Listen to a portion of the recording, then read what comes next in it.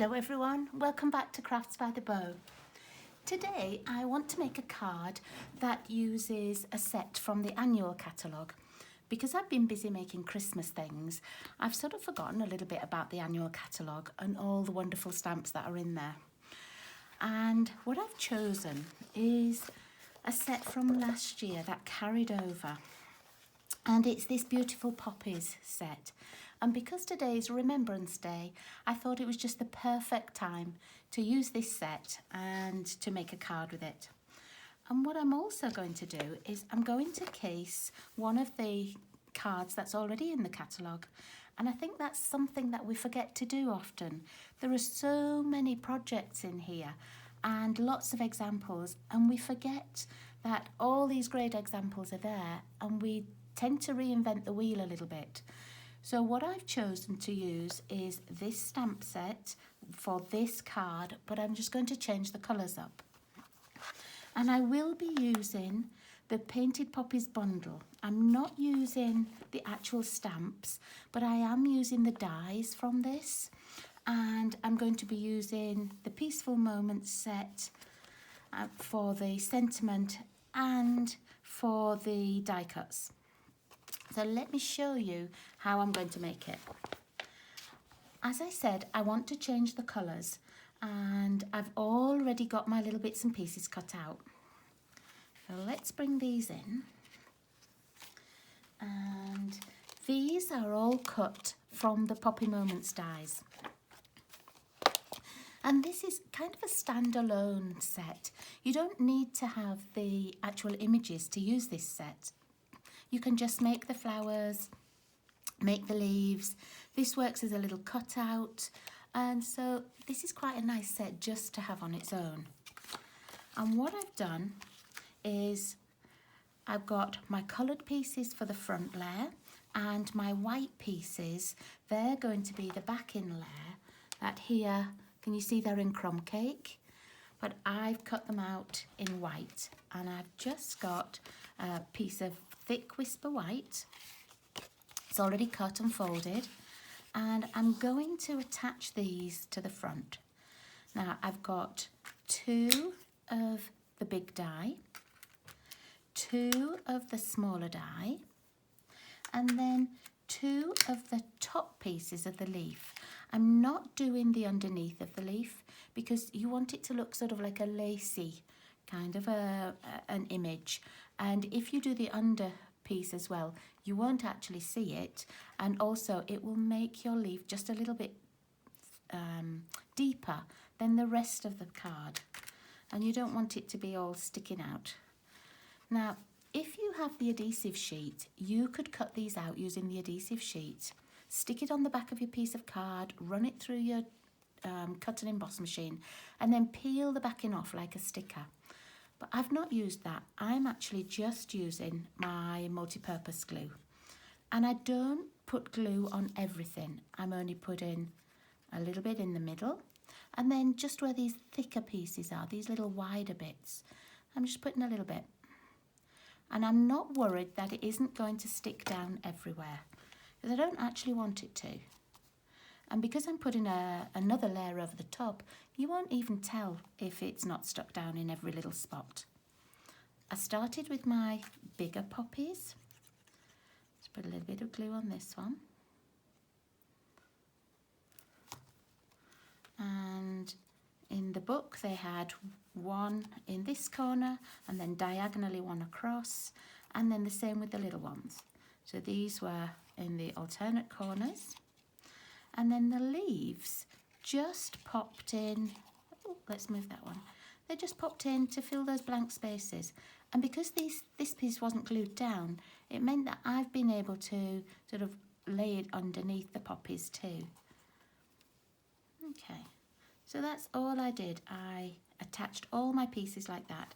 And because it takes a couple of minutes to dry, I've already actually done that piece. And probably every time you stick them down, they'll be in a different place. And that makes each of your cards just a little bit different. Okay, so here's my piece already done. I do need to just, excuse me, get my bone folder. I do need to go over that edge. Just want it to lay flat a little bit more. There we go.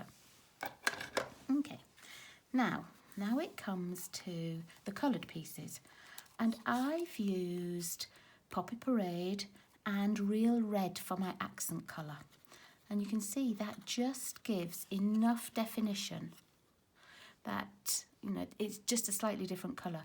You could, if you wanted to, use the Poppy Parade and do these little pieces as well. It won't stand out quite so much, but you will have that depth. So I've made one of the big flowers, and this time, as well as the piece that cuts out the top layer, you also need this piece because that cuts the bottom layer. So I've done one of those. I've done one of the smaller ones. Let me bring these dies in. And again, I've done the lacy piece here and the more flat piece. This is in the Poppy Parade and this is in the Real Red. I've done 3 of the leaves and I've cut these out in Mossy Meadow. For that, you need this piece and then that lacy piece that we used in the white. So you need 3 of each of those. You need the little, let me bring this picture in. You need these 3 little buds, and one of the pieces I've used the same as them with the long stem, and these 2, I wasn't sure if they'd used the long stem or if they'd used these little pieces. So I actually just cut all 3 together in Old Olive and did the one long with the long stem and the 2 smaller pieces. And then you need this little oval here because that makes the bud. And last of all, I've used this, oh, I nearly said that one, this one and this one in our basic black. And that's everything all done. And up to now, I haven't done a single piece of stamping. And we just put these together the same way that we glued it onto our base card. I've just put glue on here and on the thicker pieces. And again, you could use adhesive strip on them and then peel it off and use it like a sticker. So I've just added all those pieces. Here, this little piece I've just glued and stuck onto the back of the leaf. And I've already got those done as well. So here are our pieces ready made. Here's the big poppy, the small poppy, the little bud with the long stem, the 2 other little buds with no stem, and our 3 leaves. And that's everything. So it's quite a bit of die cutting to start and make this card, but once you've got that die cutting done, it's so fast. Now let me see where I put my base card. I've lost it. Here it is. Okay, now I'm going to pop this and try and see if that's in the camera too. Let me just see. Oh yeah, that's in there. So you can see the picture that I'm copying. Right. So rather than glue everything down to start with, what I'm going to do is just lay it in place. And I'm copying the picture, and you can put it exactly the same way around as the picture. You can change it, whatever works for your layout and for whichever stamping sentiment you're going to use. But at the moment, I'm just laying mine down. And I know I need a leaf over here. I'm going to need 2 over here. I don't want to glue it till I know I've got room for everything. This one over here. Okay, so I know that's going to be the base for my card. I know it's all going to fit on. Now let me just get my glue, excuse me. Right, I'm going to start and glue some of these. I'm not going to put them on dimensionals. I don't want them to be too raised up. I'm going to send this in the post to my dad, and I know if I put too many layers, then it either costs me extra postage or the post office send it back. So I'm just a little bit wary of how many layers I have. Okay, I'm just going to stick that one down. I'm leaving these ones in place just so I know roughly where they can go.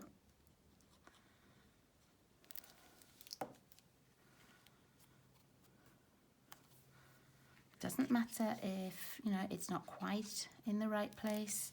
because it's going to look beautiful anyway. Okay, now I'm going to glue my larger pieces on. Let's see which way I want that to go. I'm going to put it this way so that I can see more of the thicker parts of the die cut here, and so that these little flappy pieces are actually covered over. Okay, and I'm going to pop glue on here. You could use the adhesive sticker on there as well if you wanted to, but it's quite easy just to glue this on. Okay, I'm just going to hold that for a second or two, just so that it finds a little space to stick onto. There we go. And then this one the same.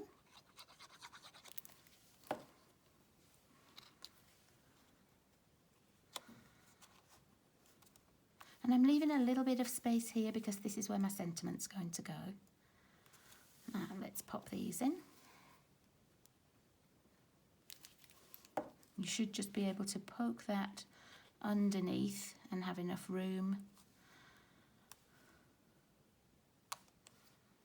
Isn't it pretty just in this beautiful red? And I love it in the pink, how they did in the catalogue as well. I would never have thought of having sort of the pink and the crumb cake, but I do love that. I'm actually going to put my little bud that way. Let's move that down a bit more. I just want it to go that way. And then this last little bud, I feel bad for not making things from the ordinary annual catalogue for a while. I have been so busy looking at the Christmas catalogue and the mini holiday catalogue anyway, and I sort of tend to forget about all these other beautiful things. Okay, now let's give that a moment or two to dry. I'm going to put my sentiment here. You can see they have a piece of ribbon. I'm not putting a piece of ribbon on, and I'm not putting these extra little sequins on either. So I'm just going to move this for a second and show you what I'm doing for my sentiments.